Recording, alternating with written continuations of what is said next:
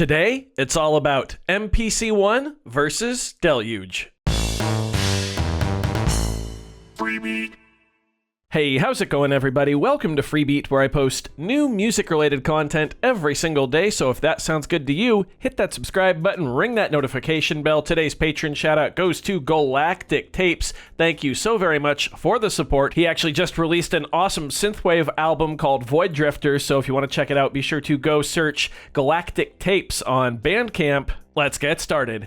Right off the bat, everything I say in this video is my opinion. This video is not sponsored by Akai or Synthstrom Audible, makers of the Deluge. Nope, no sponsors here. And even if it was sponsored, every word out of my mouth on this channel is always my opinion. Honesty and integrity are two things I value very highly here. So with that, let's get into it. So quickly, I just want to summarize both of these devices if that's all you're here for. The MPC One seems to be focused more on producing music, whereas the Deluge seems to be more focused on songwriting. I personally prefer the songwriting aspect of things rather than producing because I'm relatively new to electronic music and I've been a drummer for the past, plus 20 plus years. Just getting that out of the way right now. So what are these devices? Well, they are both groove boxes that are intended to be used for making electronic music. They both have synthesizers, samplers, sequencers, loopers, effects, wide varieties of I/O for working with other gear. They're both meant as complete DAW-less options for making full songs in the world of electronic music. A couple more summary statements real quick. The Deluge is self-contained, it has no track export, and it has limited mastering options. The MPC One, on the other hand, works with audio interfaces. It has USB to the computer, you can track bounce to SD, it's got a plethora of features to integrate it with the computer. Like I said, I personally prefer to focus on actually writing the music rather than focusing on the production side of things. I'm a very visual and hands-on person. So the emphasis of the MPC One is finger drumming with the 16 velocity sensitive pads. This is the main way that you'll input all of your notes, from drums to synths to MIDI to CV. Basically, all of your note input is going to come from these 16 pads. There is a step sequencer, however, it's far more useful for sequencing things like automation than it is for actually sequencing like a whole song's worth of notes. Speaking of sequencing a whole song, the sequencer grid is the heart of the Deluge. This 8x16 pad bank is a visual representation of 8 notes on a piano roll across 16 steps.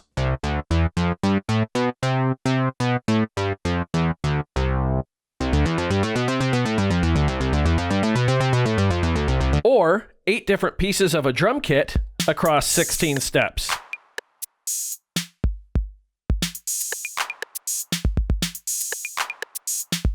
Each row also has an audition pad for previewing a sound, selecting a sound, or live recording it, and a mute pad for muting that sound. Sadly, none of these pads are velocity sensitive.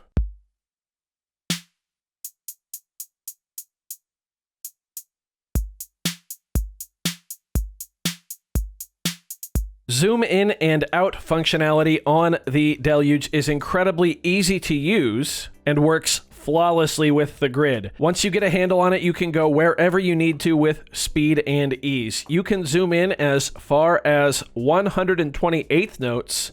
The Deluge sequencer gives full freedom. The MPC One has a digital grid, but it is really hard and frustrating to work with using the touchscreen.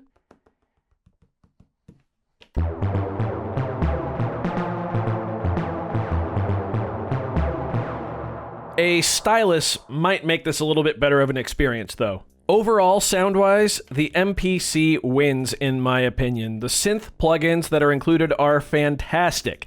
And while the Deluge synth engines aren't bad at all, the MPC really shines here. It's also got a ton of effects that can be used as inserts or master effects, which are great. The Deluge does have some effects, and they're decent, but not on the level of the MPC One. Delays, reverbs, compressors, mastering stuff. We got an EQ and filter. tons of modulation. There's vocal effects, like auto-tune and stuff like that. The MPC One has a ton of effects. The Deluge is going to give you basic effects, reverb, delays, chorus, flanger, saturation, bit crusher, and things like that, but not to the level and flexibility of the MPC One. The Deluge is going to give you 4 different synth modes. You've got subtractive, FM, ring mod, and recently added is wavetable in the latest update.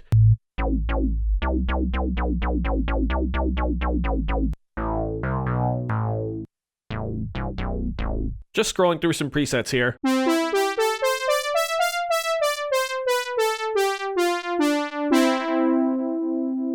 They're plenty usable, and I think they do sound pretty good, but when you compare it to something like the MPC One with, I don't know, let's say the hype synth here.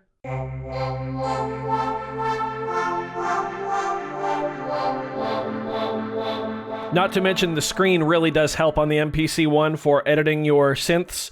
Tons of parameters to choose from.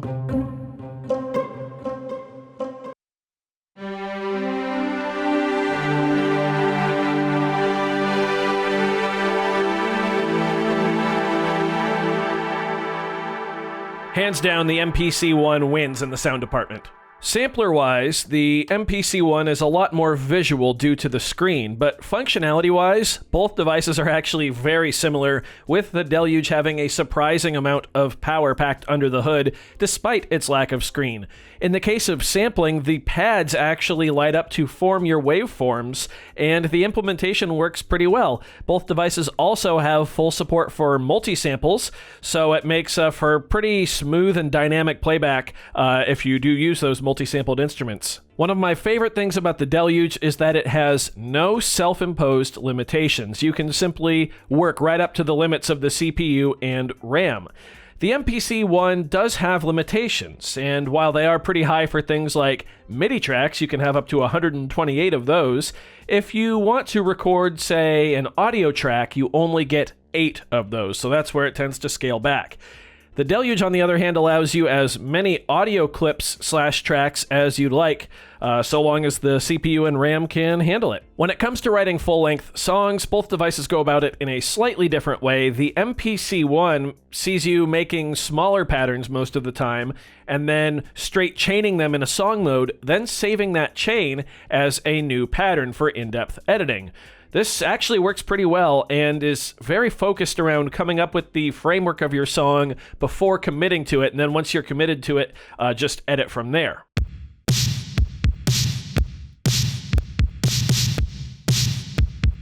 So there's one pattern.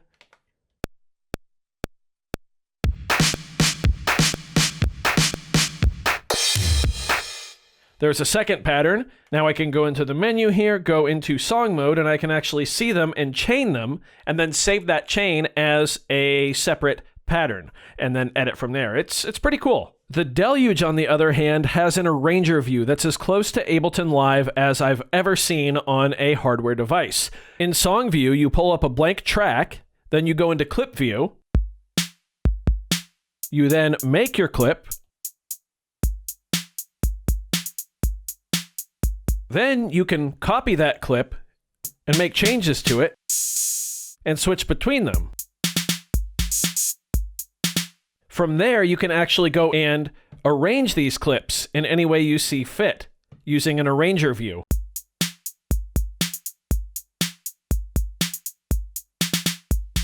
And of course, this would work if we had other tracks laid out as well. Now, the beauty of this, and kind of the overall beauty of the Deluge, is that this still works with the zoom functionality. So, for instance, something that's really difficult to do on electronic music gear normally would be pickups.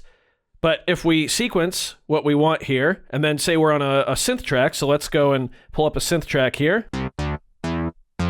Cool, just like that.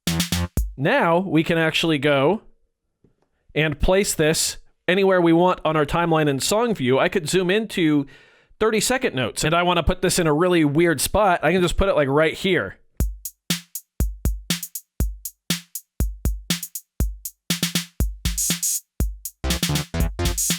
See, It's very precise. You can get notes exactly where you want them with a precision that I really haven't seen in a piece of hardware before. Obviously, right now, I don't have enough music created on either of these devices to properly show off the song modes, and that's because they are pretty deep, especially a range review on the Deluge. The possibilities are really endless. Not to mention, you can make your songs really as long as you'd like. Right here, I'm just increasing the length of a pattern. You can see we're at over 1,000 bars long, and you can also see I have zoomed out, so each one of these squares on the grid represents 128 bars. That's what I mean by no false limitations on the Deluge. It's pretty crazy. One thing to note is that the Deluge is a completely self-contained unit. It's got an internal rechargeable battery that lasts a good while, a built-in speaker, and a built-in microphone. It's completely portable, and it can actually fit in a standard 13-inch laptop case, which is really cool. It's built from metal and wood and feels pretty premium. The MPC One is meant to be more of a centerpiece in your studio. No battery, speaker, or built-in mic, just a solid chassis, and this thing is actually way heavier than you'd think, which lends itself towards feeling pretty premium as well. Both devices feature fairly similar I/O, with the Deluge including a 3.5mm mic jack as well as a 3.5mm sync jack for things like the pocket operators. The MPC One includes a pair of mono inputs for more flexibility in sampling, whereas the Deluge just has a single stereo input. And one thing that's incredibly welcome on the MPC One is a Type A port. A USB Type A port for MIDI. Speaking of MIDI, both devices do it quite well. The MPC has a slightly easier implementation due to its inclusion of both 5-pin and that USB Type A port I just mentioned, and it's simply plug and play with most popular controllers, which is really nice. The Deluge features a MIDI learn button and can instantly map any controller to any parameter of whatever is plugged into it. This goes both ways, both for controlling the Deluge and using the Deluge as a controller. Both are very powerful MIDI brains, and of course they can both record the audio of whatever they're controlling as well and continue to process that audio further. Again, lending towards that feeling of being a complete DAW replacement. Now, you're probably thinking that both of these devices seem very complex, and you would be right. This, in my opinion, is where the MPC One screen matters most. While both devices include an overwhelming amount of features, the full menu screen makes navigating all of the MPC One's options relatively doable. There are some confusing scenarios, but most of them are just associated with learning the MPC workflow overall rather than this device itself. The Deluge is a completely different story. Due to the very small screen, you're required to commit an incredibly large amount of button shortcuts to memory in order to properly fly around the interface and access all of its features. Almost every single one of these grid buttons is also a shortcut with Shift or another button, and while most of them are labeled, it can still take a while to figure out exactly where you need to go. If you do wind up getting a Deluge, I highly recommend having a copy of the manual, either physical or digital, nearby. Price-wise, both devices are actually pretty similar these days.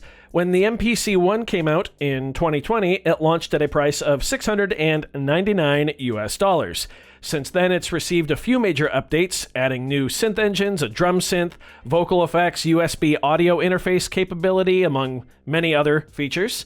It's also received a $200 price increase, up to $899 US. The Deluge released in 2017 at a price of $899 US, and since release, it has also received a ridiculous amount of new content.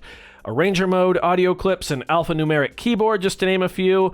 Last month, a few days ago actually, the Deluge received firmware update 4.0, which added wavetable synthesis, a Euclidean sequencer, different sequencer and sequencer row playback types, folders for synths, and much more. In 2021, the price of the Deluge increased from $899 US to $999 US. I think they are both worth it as long as you know what you're getting into. So by now you've probably gathered that I personally prefer the Deluge. Being a visual and hands-on musician focused on writing rather than producing, the Deluge ticks a lot of boxes for me. The sequencer grid combined with the effortless zoom function is such a joy to use that it outweighs any nitpicks I might have with it.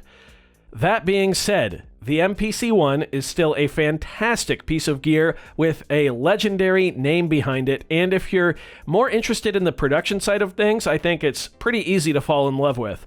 Both devices are incredibly deep, feature-rich, and make for extremely competent DAW replacements. Personally, if I had to give each of these devices a grade, I would give the MPC One a B, and I would give the Synthstrom Deluge an A. Now, of course, I haven't even begun to scratch the surface of either of these devices.